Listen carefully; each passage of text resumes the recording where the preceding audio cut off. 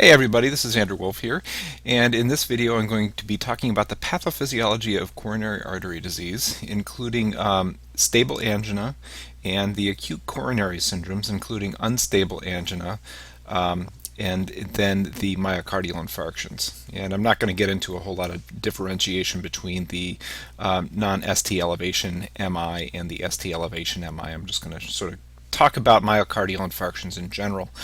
Now, before I begin talking about the pathophysiology, I wanted to talk a little bit, just sort of a brief review of the physiology of coronary circulation, and then also a brief review of just the anatomy of the coronary arteries. So, here I have a picture of, sort of a rough outline of the heart with a picture of the coronary arterial circulation. Now, if you look over here on the left side of the page, I have a blown up picture of the aortic root, and off of the aortic root we have our right coronary artery and our left main or left coronary artery.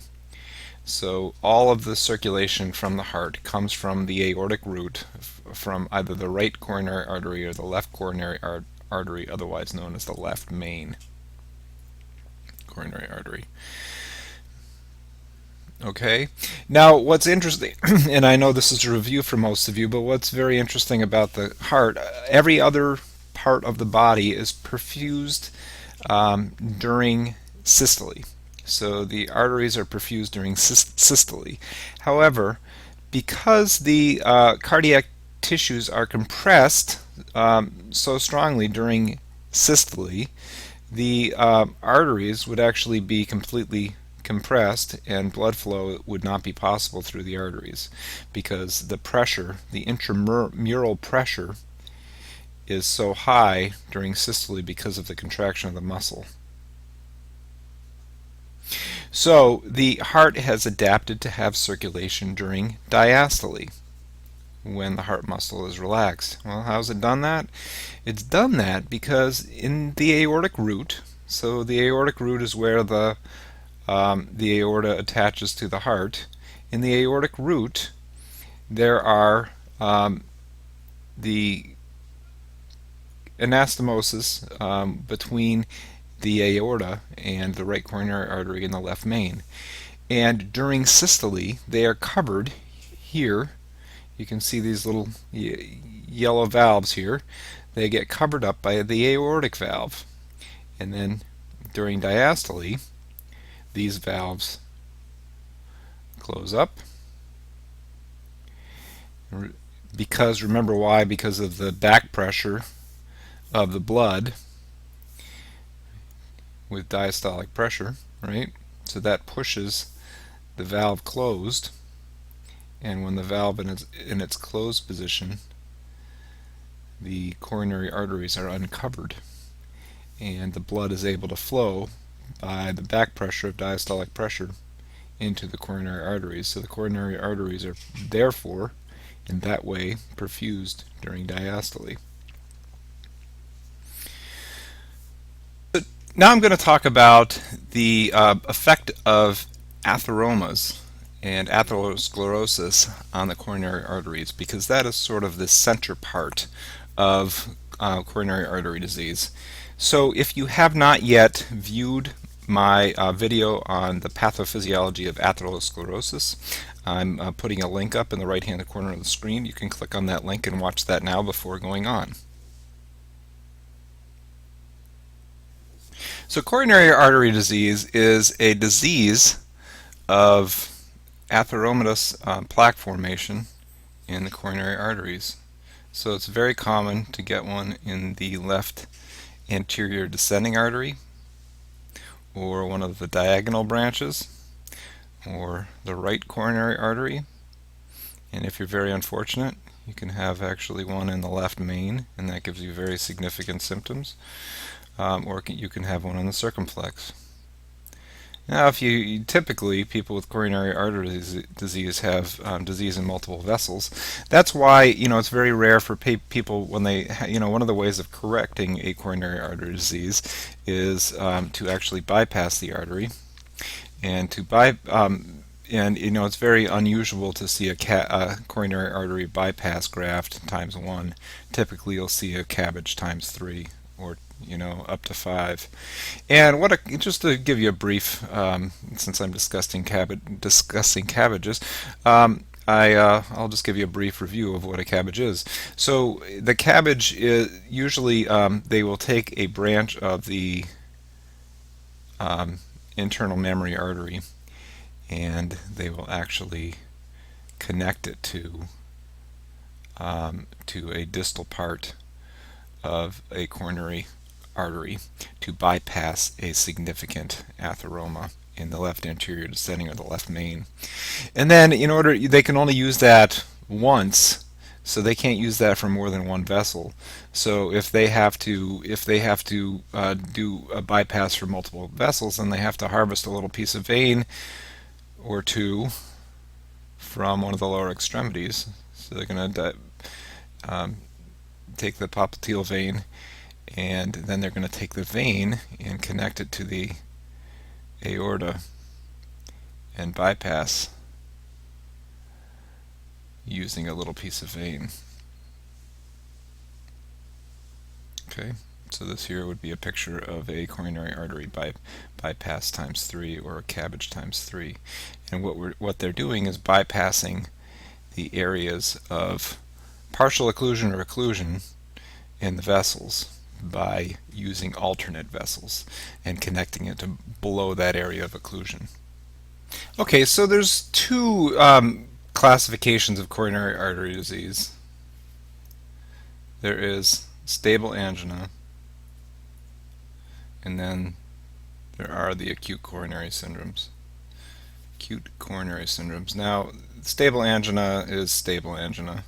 Acute coronary syndromes will be further classified to an acute MI, a non-ST elevation MI, and unstable angina. Okay, so stable angina is defined by stable symptoms and very predictable. If you increase cardiac workload with increased activity, then you will have a predictable response with chest pain. So, if someone's complaining that every time they walk up 2 flights of steps they're having chest pain, this may continue for quite some time and just will slowly increase in frequency. So maybe a year later they'll be, get the same pain when they walk up 1 flight of step. And you can reproduce this with an exercise stress test. And when you do an exercise stress test, you will induce the symptoms of chest pain, and you will also see evidence of ischemia. And the evidence of ischemia will look like, ST elevation. And I'll get into what the EKG changes are caused by in a few minutes when I start talking about a MI. But this is reproducible. You take and you reduce cardiac workload by resting the patient, and the EKG will return to normal and the chest pain will disappear. Stable angina is caused by a fibrous plaque. So remember when we talked about atherosclerosis, we talked about how the fibrous plaques were stable. And they can grow slowly over time and slowly occlude the vessel, but they are not life-threatening. They don't grow any faster than the body can grow collateral vessels in general. Then we have the acute coronary syndromes. Now, the acute coronary syndromes occur when there is a rupture in this plaque. And remember, when there's a rupture in this plaque, we have all sorts of proteins in our blood, procoagulant proteins, platelet particles, and inflammatory mediators, cytokines, all sorts of other things, and they're going to be interacting with this inflamed brew that was hiding underneath that protective fibrous plaque.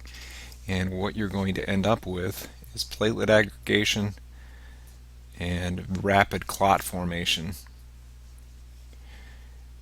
And this is going to be sort of loosely clinging to the top of the plaque and very easily rupturing and breaking off and floating downstream where the vessels get narrower and narrower.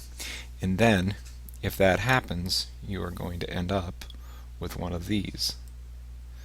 Now, if it doesn't break off, it's just growing rapidly, and it may be sort of rolling back and forth, closing off the vessel a little bit and then opening it up, and you're going to end up with unstable symptoms, symptoms that aren't predictable, maybe worse at times, maybe worse at rest, and then go away and come back and go away. That is from unstable. That is because that thrombus is sort of flapping around in the vessel and causing partial occlusions intermittently.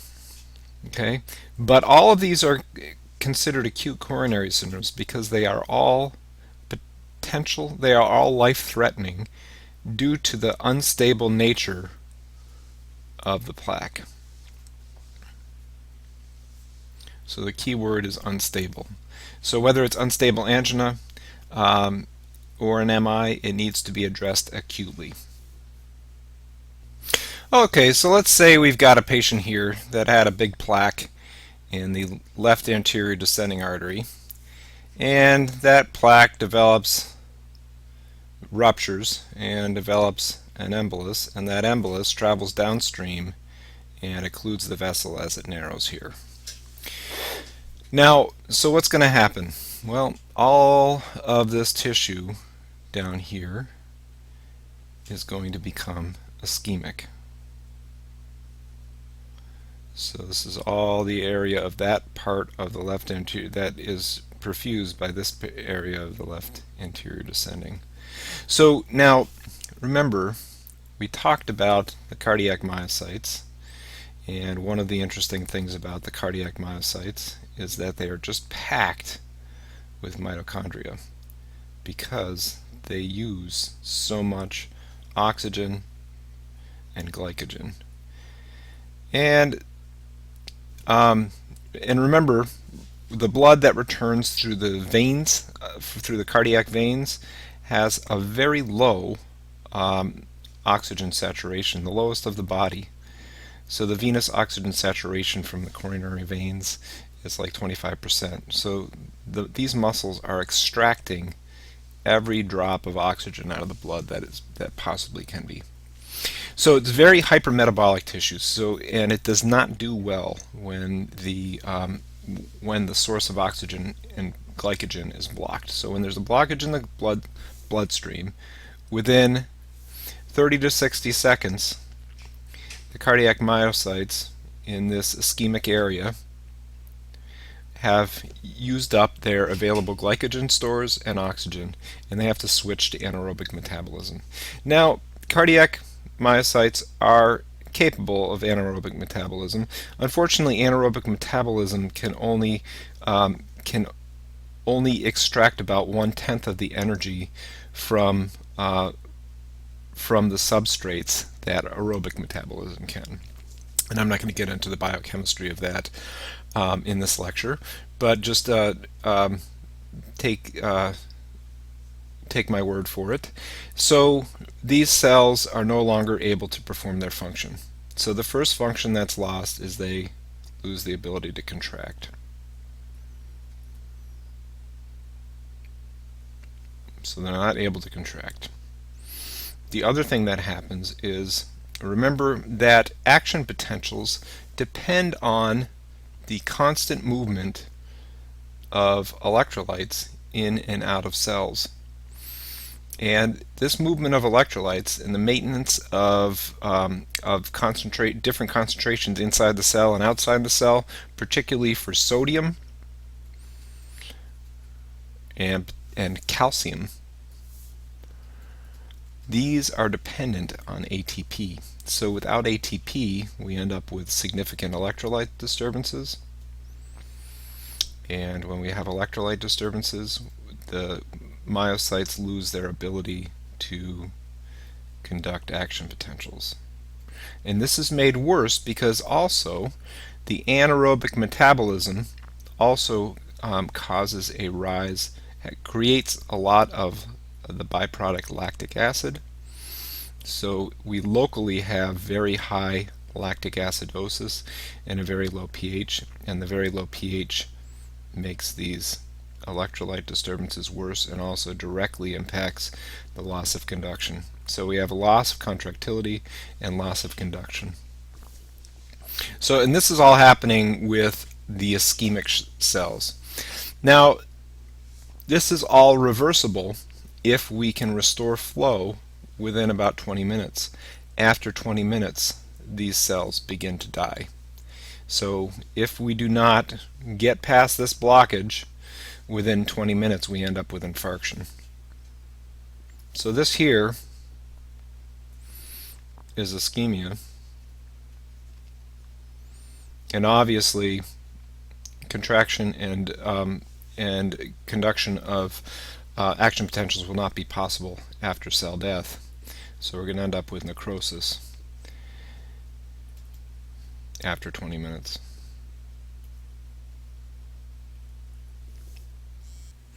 Okay, so basically after an MI, what happens is we have ischemic tissue that can still recover if blood flow is returned within 20 minutes to 60 minutes. So obviously the longer it lasts, the more tissue we're going to lose.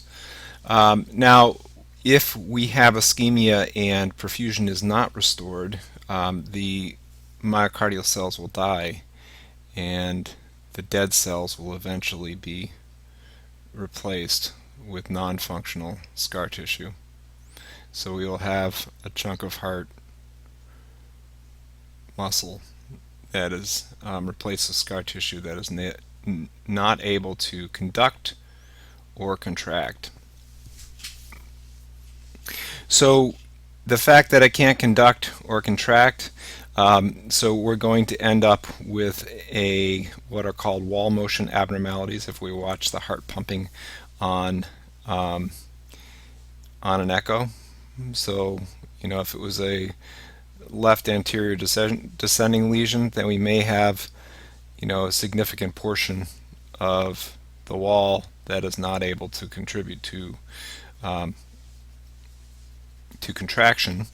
And so the left ventricle is not going to eject its contents quite as effectively, so it's going to result in a decreased EF due to wall motion abnormalities.